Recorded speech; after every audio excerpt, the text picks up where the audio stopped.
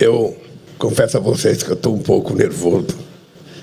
Eu nunca falei diante de tanta gente de banco de uma só vez. Como o novo Banco de Desenvolvimento é uma coisa nova, possivelmente a gente possa dizer alguma coisa nova sobre o que acontece no mundo de hoje.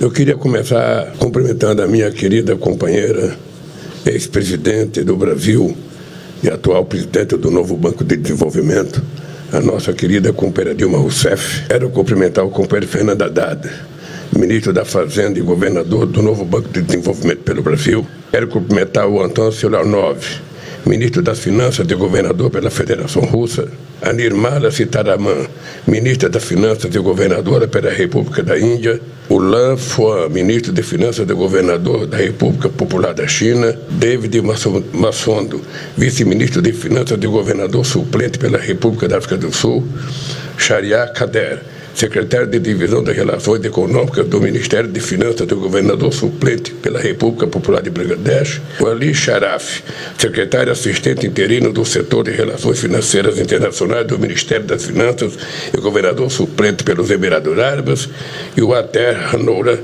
diretor da Unidade Central de Parceria Público-Privada do Ministério das Finanças do Egito. Quero cumprimentar os ministros brasileiros aqui presentes, Mauro Vieira, ministro das Relações Exteriores, Silvio Costa Filho, ministro de Portos e Aeroportos, Alexandre Silveira, ministro de Minas e Energia, Esther Dweck, ministra da Gestão e Inovação, Márcio Macedo, da Secretaria-Geral da Presidência da República, Marco Antônio Amaro, do Gabinete de Segurança Institucional, o nosso companheiro Nelson Barbosa, diretor de Planejamento e Relações Institucionais do Banco de Desenvolvimento do Brasil.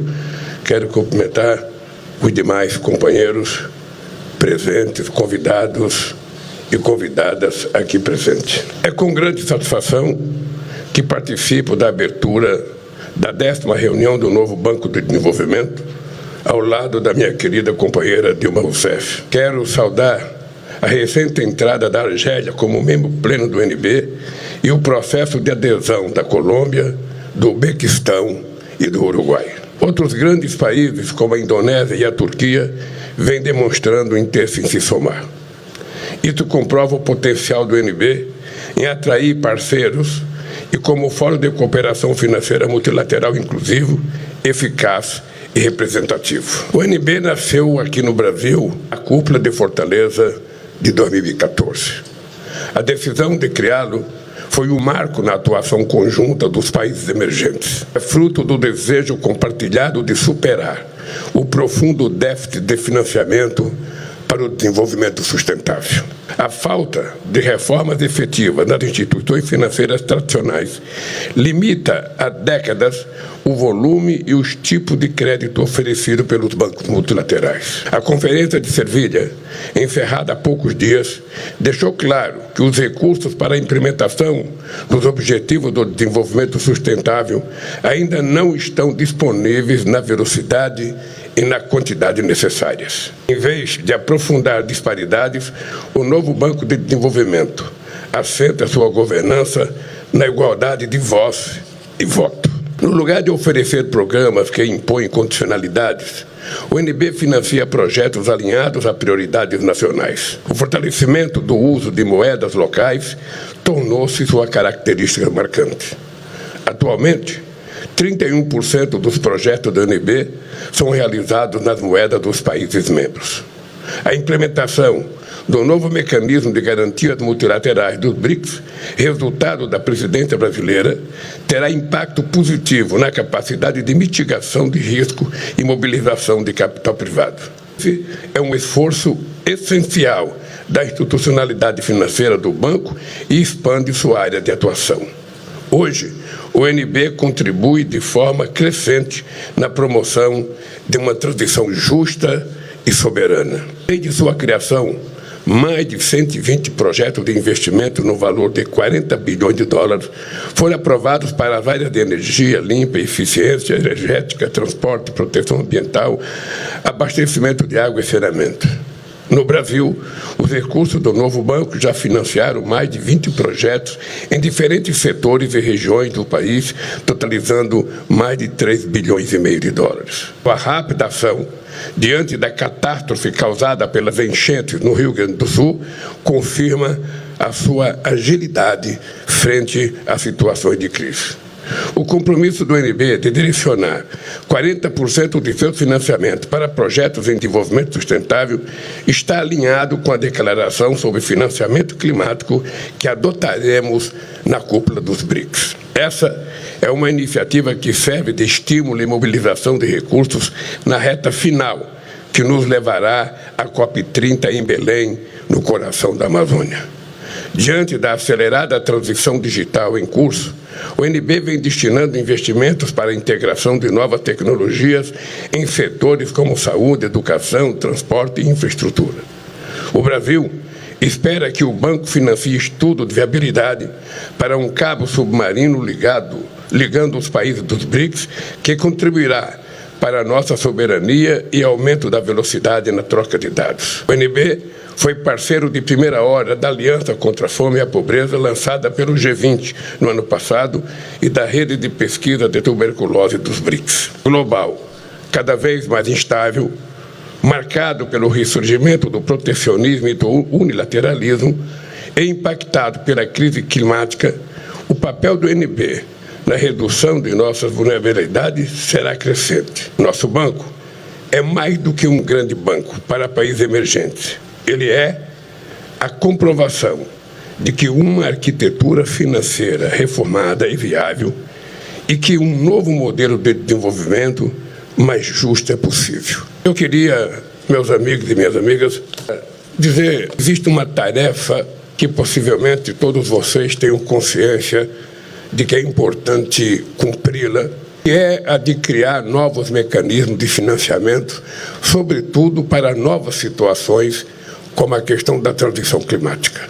Todo mundo sabe que desde 2009, na COP15 em Copenhague, foi decidido que os países ricos iriam, compensar a ajuda aos países pobres, doando 100 bilhões de dólares por ano para enfrentar a situação climática. Já estamos em 2025 e esse dinheiro até agora não apareceu. Aquilo que era 100 bilhões de dólares por ano, este ano já é necessário 1 trilhão e 600 bilhões de dólares para que a gente possa cumprir com os compromissos climáticos de não permitir que o planeta se aqueça a mais de 1,5 graus. Esse é um desafio de todo mundo e não há como fugir dele, porque não existe outro planeta habitável até agora. Tem gente tentando, tem gente gastando dinheiro, fazendo investimento para ver se tem outro planeta. Até agora não tem. Então nós somos obrigados a começar a pensar um modelo de desenvolvimento que primeiro seja um modelo capaz da gente ter garantido a diminuição de emissão de efeito de gás estufa. Segundo, é preciso cuidar dos países que ainda têm floresta em pé. Não é possível que a gente queira que o Congo, que a Indonésia, que os 8 países da América do Sul que tem a Amazônia, cuide das suas florestas sem lembrar que embaixo de cada copa de árvore tem um pescador, tem um seringueiro, tem um extrativista, tem um indígena, que precisam de ajuda financeira, até para que a gente possa mantê-los como guardiã de proteção da floresta. Uma outra coisa que está desafiada, companheira Dilma, e aí o NB tem o papel preponderante, é na criação de novos formatos de financiamento. Ou seja, é preciso que a gente reeduque as instituições de Bretton Woods de que não é possível continuar no século XXI com a mudança que aconteceu na geopolítica, com a mudança que aconteceu na questão do clima, tratando a questão de financiamento do mesmo jeito. Ou seja, não é possível que o continente africano deva 900 bilhões de dólares e o pagamento de juros, muitas vezes, é muito maior do que qualquer dinheiro que eles tenham para fazer investimento. Ou nós discutiremos uma nova forma de financiamento para ajudar os países em desenvolvimento, e sobretudo os países mais pobres da África, da Ásia, da América Latina, ou esses países vão continuar pobres por mais um século, ou mais do que um século. Não é possível que um país como o Haiti continue sendo um país semi-destruído, em que você não pode nem eleger um presidente da República, porque as gangues tomaram conta do país. E eu descobri, Dilma esses dias, falei com o presidente Macron, é que o Haiti pagou pela sua independência. Se levar o que o Haiti pagou pela independência no dinheiro de hoje, eu falei para o Macron que era preciso devolver 28 bilhões de dólares para o Haiti. Porque não é possível que a gente não consiga, sabe, num mundo que tem trilhões de dólares sobrevoando os oceanos, num mundo em que 3 ou 4 pessoas ganham mais do que o PIB de muito país desenvolvido, a gente não consiga resolver o problema de financiamento. Não é doação de dinheiro, não é doação de dinheiro, é empréstimo para que as pessoas possam ter uma chance de sair da miséria que estão, sabe, e dar um salto de qualidade. Não é possível a gente viver num mundo em que o ano passado se gastou 2 trilhões e 700 bilhões de armas e ainda tenha 733 milhões de pessoas passando fome. Eu sei que esse assunto não era para discutir aqui, mas se eu não discutir com as pessoas do dinheiro do mundo, eu vou discutir com quem não tem dinheiro. Então está dado o recado. Eu acho que vocês devem mostrar ao mundo que é possível criar um novo modelo de financiamento, em condicionalidades. O modelo da austeridade certo em nenhum país do mundo. A chamada austeridade exigida pelas instituições financeiras levaram os países a ficar mais pobres. Porque toda vez que se fala de austeridade, o pobre fica mais pobre e o rico fica mais rico. É isso que acontece no mundo de hoje e é isso que nós temos que mudar. Lamentavelmente, eu quero terminar dizendo para vocês, eu tenho o prazer de, possivelmente, ser a pessoa mais idosa aqui nesse plenário. Eu vou completar 80 anos, dia 27 de outubro. E tenho o prazer de ter sido presidente em outro momento da história do Brasil. Eu queria dizer para vocês, o problema nosso não é nem econômico, o problema nosso é político. Porque há muito tempo eu não via o mundo carente de lideranças políticas como nós temos hoje. Há muito tempo eu não via a nossa ONU tão insignificante como ela se apresenta hoje. Uma ONU que foi capaz de criar o Estado de Israel, não é capaz de criar o Estado palestino. Abbas não é capaz de fazer um acordo de paz para que o genocídio do exército israelense continue matando mulheres e crianças inocentes. Ou seja, essas lideranças políticas é que têm que tomar a decisão sobre as questões econômicas. E é por isso que a discussão de vocês sobre a necessidade, sabe, de uma nova moeda de comércio é extremamente importante. É complicado, eu sei. Tem problemas políticos, eu sei. Mas se a gente não encontrar uma nova fórmula, a gente vai terminar o século XXI igual a gente começou o século XX.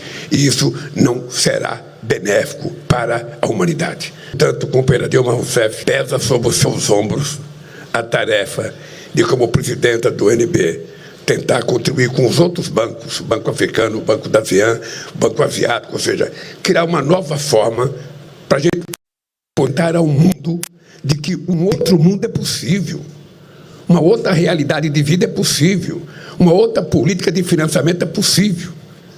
Porque senão a gente vai fazer com que a democracia seja destruída, desacreditada. O multilateralismo chega ao seu pior momento desde que ele foi criado depois da Segunda Guerra Mundial. O que nós percebemos é que fora do multilateralismo e fora da democracia a gente não tem saída. Portanto, boa sorte a vocês. Que Deus ilumine a cabeça de cada um de vocês. Eu sei que daqui não vai sair o dinheiro, mas que saiam as decisões importantes para que a gente tenha um novo jeito de financiamento do desenvolvimento sustentável. Um abraço e bom encontro para vocês. Senhoras e senhores, há 10 anos, os líderes dos países dos BRICS lançaram as bases para um novo tipo de banco multilateral de desenvolvimento, que fosse pautado em cooperação, igualdade e respeito mútuo, em oposição a abordagens e condicionalidades impostas de cima para baixo. A criação do novo Banco de Desenvolvimento, mais do que um simples marco institucional, foi algo maior, uma declaração política de intenções e de práticas. A declaração de que os países BRICS e o Sul Global deixaria de ser apenas um receptor passivo de modelos de crescimento a eles impostos, para tornar-se um ativo arquiteto de seu próprio futuro. Desde a sua criação, o NDB foi construído sobre uma clara premissa de que os países do Sul Global, os países membros dos BRICS, têm o direito, bem como a capacidade de definir seus próprios caminhos de desenvolvimento. Que a infraestrutura, a modernização industrial e tecnológica e a sustentabilidade deveriam ser financiadas, não por meio da imposição de modelos uniformes, mas sim impulsionando a justiça social, promovendo a soberania e o crescimento sustentável. O NDB nasce assim como uma alternativa, mas, acima de tudo, como uma afirmação de um princípio, de que o desenvolvimento deve ser sustentável, inclusivo, justo, resiliente e soberano. Comemoramos, portanto, a primeira década do banco não só com orgulho, mas também com um senso renovado de propósito. O mundo de hoje não é o mesmo de 2015. Ele está mais fragmentado, mais desigual e mais exposto a crises sobrepostas. Crises climática, econômica, geopolítica. O multilateralismo está sob pressão. Testemunhamos um recuo na cooperação e o ressurgimento do unilateralismo. O ressurgimento. Tarifas, sanções e restrições financeiras estão sendo usadas como ferramentas de subordinação política. As cadeias produtivas globais estão sendo reestruturadas, não apenas pela busca de mais eficiência, mas sim por interesses geopolíticos. E o sistema financeiro internacional continua profundamente assimétrico, colocando os fardos mais pesados sobre aqueles com menos recursos. Tal cenário exige mais e não menos cooperação. Mais e não menos cooperação. E exige instituições que reflitam as realidades e as aspirações do mundo de hoje. Não somente do mundo de 8 décadas atrás, mas do mundo agora que coloca grandes desafios diante de nós. É por isso que o novo Banco de Desenvolvimento é importante. É por isso que nossa missão continua não apenas relevante, mas essencial. Demonstramos nos últimos 10 anos que é possível construir uma instituição confiável, eficiente e adaptável, que produz resultados reais e, ao mesmo tempo, defende os valores da solidariedade, da equidade e da soberania. Não temos o objetivo de substituir quem quer que seja, porém buscamos provar que há mais de uma maneira de promover o desenvolvimento. E os países emergentes e em desenvolvimento merecem instituições que compreendam seus desafios, respeitem suas escolhas e apoiem suas ambições. A estrutura de governança única do banco, baseada na igualdade entre os membros, é uma prova dessa crença. Nenhum país domina, nenhuma voz é silenciada. Operamos com base no princípio de que a parceria deve ser horizontal e que o desenvolvimento é mais eficaz quando está ancorado nas prioridades nacionais e pertence àqueles a quem se destina. A próxima década será decisiva, não apenas para o MDB, mas para todos os países BRICS e para o Sul Global. Devemos enfrentar a emergência climática com determinação e solidariedade. O financiamento climático, mais do que uma mera promessa, deve ser um mecanismo concreto em prol da adaptação, transição energética e resiliência, principalmente nos países mais afetados por eventos climáticos extremos. O NDB precisa estar na vanguarda desse esforço, ampliando os investimentos em infraestrutura verde, energia limpa, transição energética e tecnologias inteligentes para o clima. Também devemos abraçar a revolução digital, não de maneira passiva, mas sim ativa e estratégica.